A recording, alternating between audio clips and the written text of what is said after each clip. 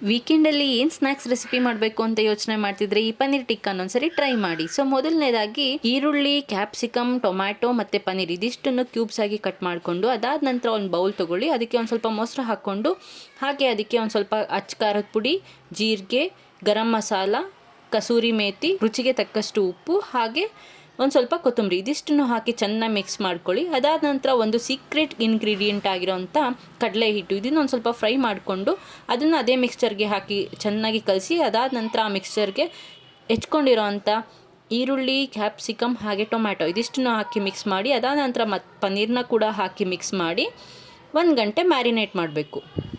Marinate ಆದ ನಂತರ ಒಂದು ಗ್ರಿಲ್ ಸ್ಟಿಕ್ ಅಥವಾ ಒಂದು ಕಡ್ಡಿಗೆ ಪನ್ನೀರ್, ಕ್ಯಾಪ್ಸಿಕಮ್, ಟೊಮ್ಯಾಟೊ, ಆನಿಯನ್ ಇದಿಷ್ಟನ್ನು ಚುಚ್ಚಿಬಿಟ್ಟು ಇದನ್ನು ತವಾ ಫ್ರೈ ಆದರೂ ಮಾಡ್ಬೋದು ಅಥವಾ ಗ್ರಿಲ್ ಫ್ರೈ ಆದರೂ ಮಾಡ್ಬೋದು.